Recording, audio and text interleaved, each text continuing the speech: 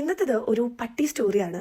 എനിക്ക് സൈനോഫോബിയ ഉണ്ട്. അതായത് പട്ടീനെ എക്സ്ട്രീം ആയിട്ട് ഫിയർ ഉള്ള ഒരു കണ്ടീഷനെയാണ് സൈനോഫോബിയ എന്ന് പറയാം. എനിക്ക് സൈനോഫോബിയ ആണ് ഞാൻ എൻ്റെ ഫ്രണ്ട്സിൻ്റെ അടുത്ത് പറഞ്ഞപ്പോൾ അവർ പറയാം പട്ടീൻ്റെ അത്രയും നന്ദിയും നല്ല സ്നേഹമുള്ള ജീവിതം എനിക്ക് ലോകത്ത് കാണാൻ പറ്റില്ലെന്ന്.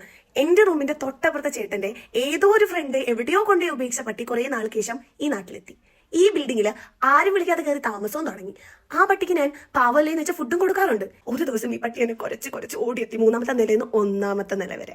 1ാമത്തെ നിലയിൽ ഈ പട്ടി തന്നെ ഇട്ട കഷ്ടത്തിൽ ഞാൻ തെന്നി വീണപ്പോൾ നിന്നെ ഞാൻ കടിക്കാനല്ലേടി, നിന്നെ ഞാൻ തള്ളിയിടാൻ വന്നതാന്നുള്ള ഭാവത്തിൽ അതും ആലും മടക്കി കയറി അങ്ങ് പോയി. ഇതിലൊന്നും ഒതുങ്ങില്ലായിരുന്നു അവളുടെ പ്രതികാരം. ആഴ്ചയിൽ കൃത്യം 2 ദിവസം അവിടെ ആരും കാണാതെ എൻ്റെ റൂമിൻ്റെ കട്ടിലിൻ്റെ അടി കയറിയിരിക്കാറുണ്ട്. നേരം വെളുത്ത് ഞാൻ ഡോർ തുറക്കുമ്പോൾ ഇറങ്ങി പോകാറുമുണ്ട്.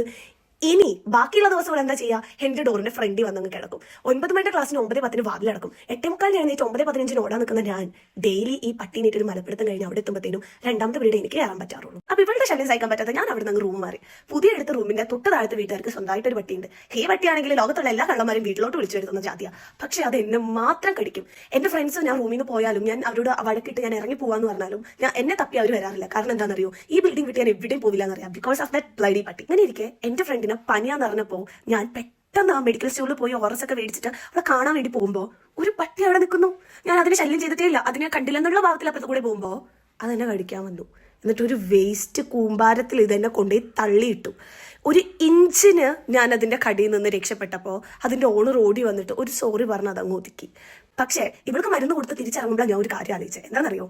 എൻ്റെ റൂമിന്റെ ചാവി മിസ്സിംഗ് ആണ്.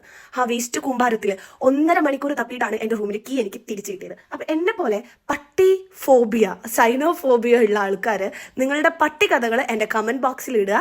നെക്സ്റ്റ് വീഡിയോ ആയിട്ട് വരുന്നവരെ ബൈ ബൈ.